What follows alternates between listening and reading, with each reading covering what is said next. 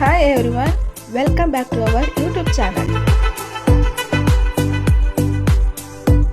ಇವತ್ತಿನ ವಿಡಿಯೋದಲ್ಲಿ ನಾನು ನಿಮಗೆ ಬ್ಯೂಟಿಫುಲ್ ಆಗಿರುವಂತಹ ಈಸಿಯಾಗಿ ಆ್ಯಂಡ್ ಕಡಿಮೆ ಟೈಮ್ ಹಾಗೂ ಕಡಿಮೆ ಐಟಮ್ಸ್ನ ಯೂಸ್ ಮಾಡಿ ಹೇಗೆ ವಾಲ್ ಹ್ಯಾಂಗಿಂಗ್ನ ರೆಡಿ ಮಾಡೋದು ಅಂತ ತೋರಿಸ್ಕೊಡ್ತಾ ಇದ್ದೀನಿ.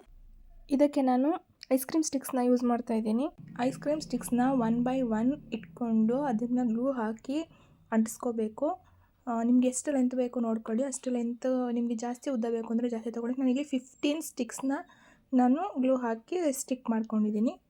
ಎಲ್ಲ ಸ್ಟಿಕ್ಸು ಒಂದೇ ಲೈನಲ್ಲಿ ಬರೋ ಥರ ಅದು ಕರೆಕ್ಟಾಗಿ ಸಮವಾಗಿ ಜೋಡಿಸ್ಕೊಂಡು ಬರಬೇಕು. ಜೋಡಿಸ್ಕೊಂಡು ಫುಲ್ ಎಲ್ಲ ಗ್ಲೂ ಹಾಕಿ ಅಂಟಿಸಾದ್ಮೇಲೆ ಒಂದು ಚಾರ್ಟ್ ಥರ ಕಾಣಿಸುತ್ತೆ.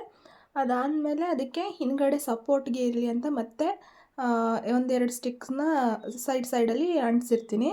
ಸೊ ಇವಾಗ ಇದಕ್ಕೆ ಪೇಂಟಿಂಗ್ನ ಮಾಡ್ತೀನಿ. ನಿಮ್ಗೆ ಯಾವ ಕಲರ್ ಬೇಕು, ನಿಮ್ಗೆ ಯಾವ ಕಲರ್ ಕಾಂಬಿನೇಷನ್ ತುಂಬ ಸೂಟ್ ಆಗುತ್ತೆ ವಾಲ್ಗೂ ಮತ್ತು ಇದಕ್ಕೂ ನೋಡಿಕೊಂಡು ಪೇಂಟಿಂಗ್ ಕಲರ್ನ ಚೂಸ್ ಮಾಡ್ಕೊಳ್ಳಿ.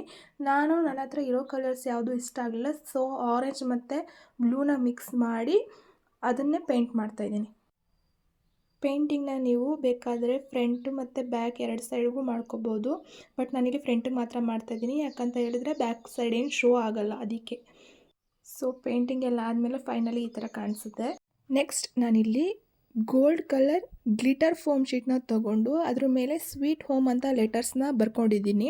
ಲೆಟರ್ಸ್ನ ಬರ್ಕೊಂಡು ಅದನ್ನು ಅದೇ ಶೇಪಲ್ಲಿ ಕಟ್ ಮಾಡ್ಕೊಂಡು ಇಟ್ಕೊಂಡಿದ್ದೀನಿ. ನಿಮ್ಮ ಚಾರ್ಟ್ ಏನಾದರೂ ದೊಡ್ಡದಾಗಿದ್ದರೆ ಸ್ವಲ್ಪ ದೊಡ್ಡದಾಗಿ ಬರ್ಕೊಳ್ಳಿ.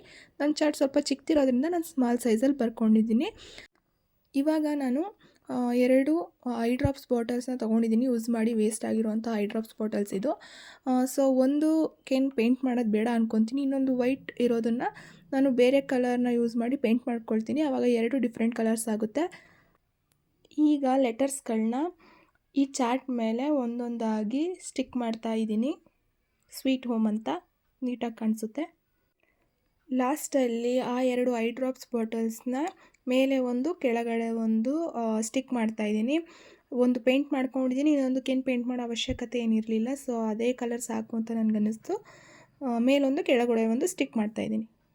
ಫೈನಲಿ ಇದೆರಡರ ಒಳಗಡೆನೂ ಒಂದಕ್ಕೆ ಫ್ಲವರ್ ಹಾಕ್ತಾಯಿದ್ದೀನಿ ಮತ್ತು ಇನ್ನೊಂದಕ್ಕೆ ಲೀವ್ಸ್ನ ಹಾಕ್ತಾಯಿದ್ದೀನಿ. ಹಾಕ್ಬಿಟ್ಟು ಒಂದು ಬ್ಲ್ಯಾಕ್ ಥ್ರೆಡ್ನ ಹ್ಯಾಂಗ್ಗೆ ಯೂಸ್ ಮಾಡಿಕೊಂಡು ಬ್ಯಾಕ್ ಸೈಡ್ ಎರಡಕ್ಕೂ ಕೂಡ ಸ್ಟಿಕ್ನ ಯೂಸ್ ಮಾಡಿ ಆ ಥ್ರೆಡನ್ನು ಸ್ಟಿಕ್ ಮಾಡ್ತಾಯಿದ್ದೀನಿ. ಸ್ಟಿಕ್ ಮಾಡಿದ್ಮೇಲೆ ನೋಡಿ ಬ್ಯೂಟಿಫುಲ್ ಆಗಿರುವಂತಹ ವಾಲ್ ಹ್ಯಾಂಗಿಂಗ್ ರೆಡಿಯಾಗಿದೆ. ತುಂಬಾ ಚೆನ್ನಾಗಿ ಕಾಣಿಸ್ತಾ ಇದೆ. ಗೋಡೆ ಮೇಲೆ ಹಾಕಿದ್ದೀನಿ. ನೀವು ಕೂಡ ಟ್ರೈ ಮಾಡಿ.